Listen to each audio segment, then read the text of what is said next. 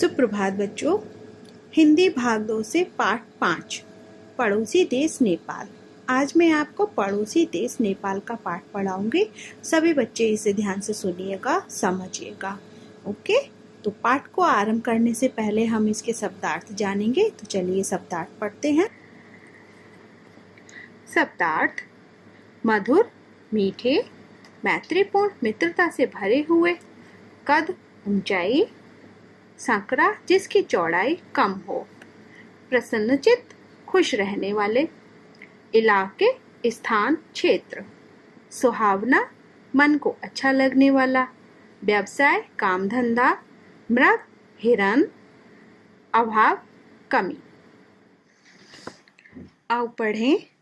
नेपाल भारत का पड़ोसी देश है। नेपाल के साथ भारत के संबंध मधुर और मैत्रीपूर्ण हैं। जैसा कि आप सभी लोग जानते हो कि हमारे आस पड़ोस में बहुत सारे घर होते हैं, वो हमारा पड़ोस कहलाता है। और उसी तरह से हमारे देश के आसपास जो दूसरे देश हैं वो हमारे पड़ोसी देश कहलाएंगे। तो उन्हीं में से हमारा एक पड़ोसी देश नेपाल है, जिसके साथ हमारे यानी भारत के संबंध बहुत मीठे और मित्रता पूर्वक हैं। यहाँ के मूल निवासी गोरखे और शेरपा हैं। गोरखे कद में मझले किंतु शरीर से हट्टे कट्टे और स्वस्थ होते हैं। गोरखे मंझले यानी कि इनकी अधिक लंबाई नहीं होती, यह छोटे कद के होते हैं किंतु हट्टे कट्टे और स्वस्थ होते हैं। उनकी नाक चपटी और गालों के ऊपर हड्डियां कुछ उठी हुई होती हैं। आंखें छोटी, माथा संकरा होता है यानी कि छोटा, जिसकी चौड़ाई कम होती है। उनका रंग कुछ गेहुआ पीला होता है यानी सांवला सा होता है, गेहुआ पीला।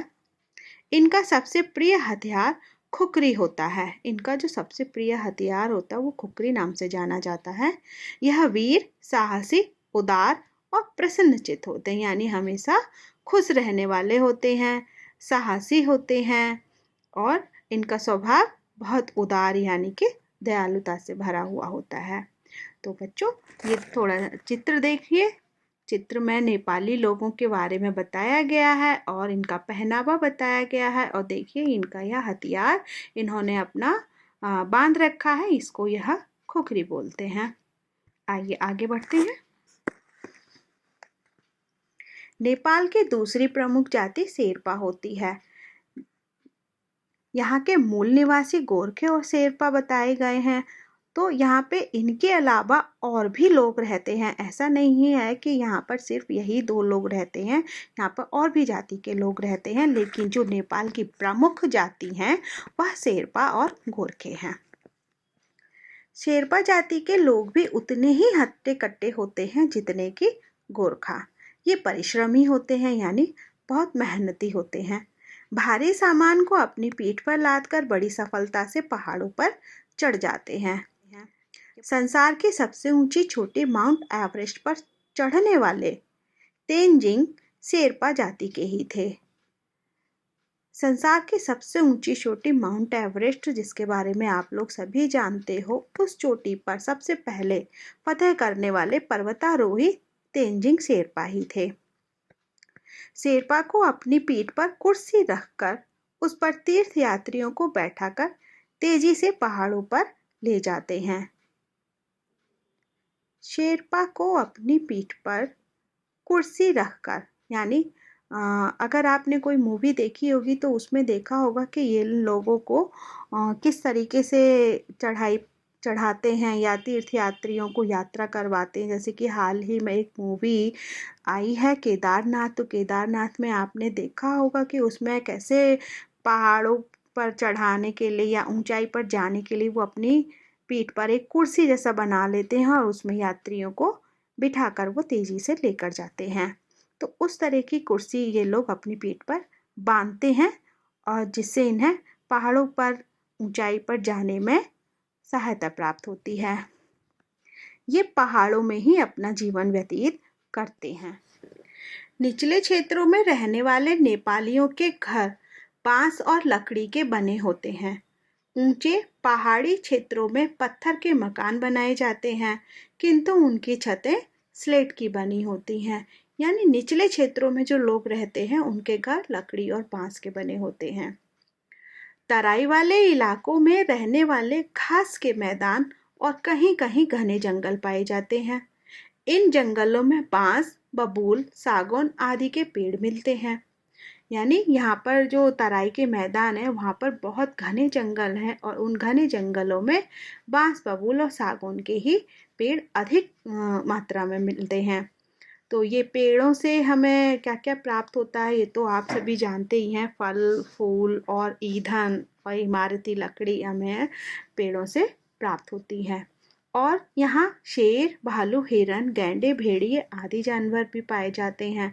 पेड़ों से इमारती लकड़ी, गोंद, शहद आदि पदार्थ प्राप्त होते हैं। वहाँ का मौसम बहुत सुहावना रहता है।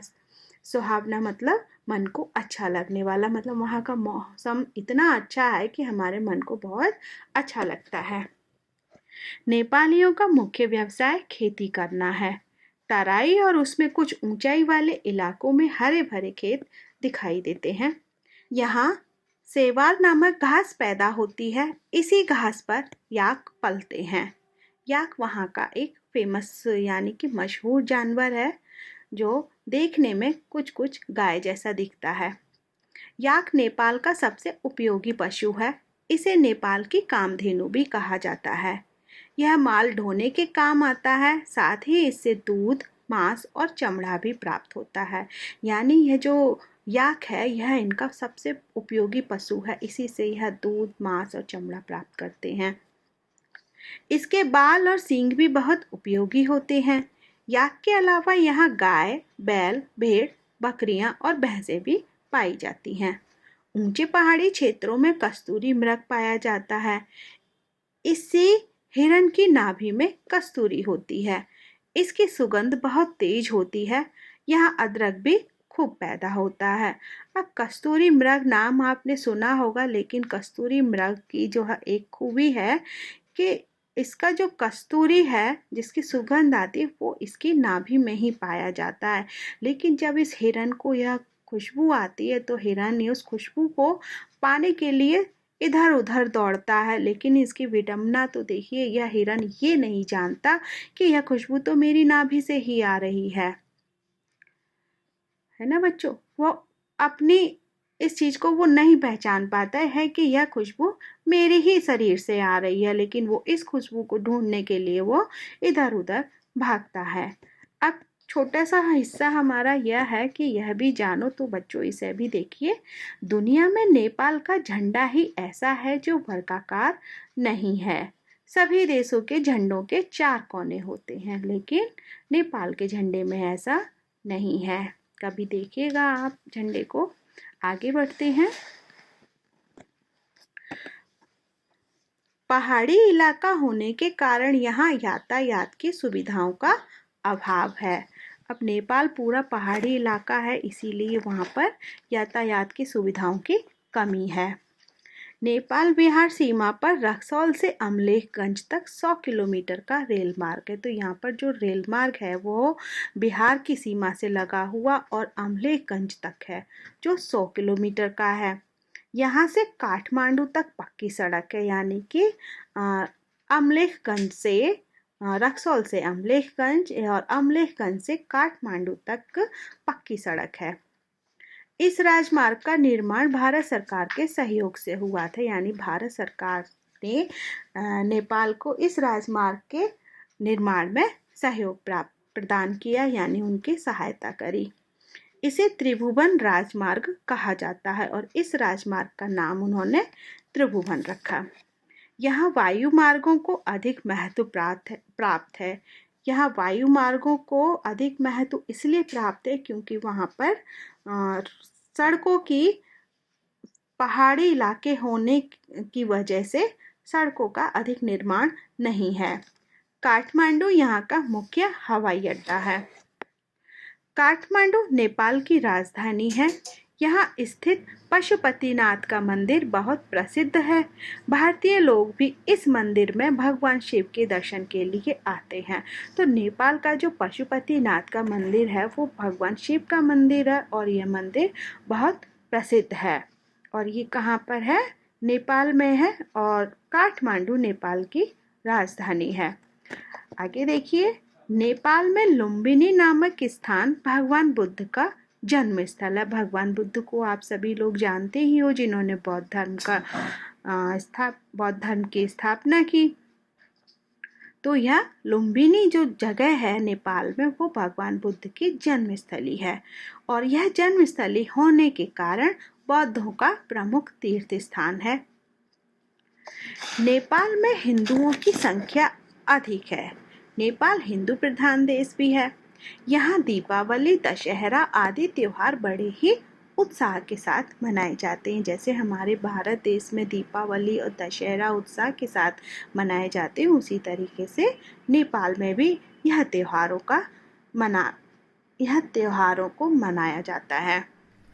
यहाँ वायु मार्गों को अधिक महत्व प्राप्त है।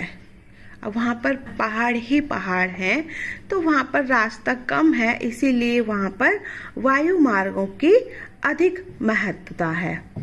काठमांडू यहाँ का मुख्य हवाई अड्डा है। तो काठमांडू वहाँ का मुख्य हवाई अड्डा है और काठमांडू नेपाल की राजधानी है। यहाँ स्थित पशुपतिनाथ का मंदिर बहुत प्रसिद्ध है। वहाँ का जो मंदिर है पशुपतिनाथ, भगवान शिव का मंदिर है और वह बहुत प्रसिद्ध है। भारतीय लोग भी इस मंदिर में भगवान शिव के दर्शन के लिए आते हैं। नेपाल में लुम्बिनी नामक स्थान भगवान बुद्ध का जन्म स्थल होने के कारण बौद्धों का प्रमुख तीर्थ स्थान है। भगवान बुद्ध आप लोग जानते ही हैं, तो भगवान बुद्ध का जन्म स्थल भी नेपाल में लुम्बिनी नामक जगह पर है और यह बौद्धों का प्रमुख तीर्थ स्थान है। नेपाल में हिंदुओं की संख्या अधिक है, अतः यहाँ दीपावली, दशहरा आदि त्योहार बड़े ही उत्साह के साथ मनाए जाते हैं। नेपालियों और भारतीयों के रहन सहन, सभ्यता, परंपरा आदि में काफ़ी समानता पाई जाती है। भारत और नेपाल दोनों ही एक दूसरे के पड़ोसी और मित्र देश हैं। ओके बच्चों, तो ये तो जानकारी आपको प्राप्त हुई थोड़ी सी नेपाल के बारे में। अब आइए हम इसका अभ्यास कार्य करेंगे, जो मैं आपको अगली क्लास में कराऊंगी। तो आप इस पाठ को ध्यान से पढ़ लीजिएगा।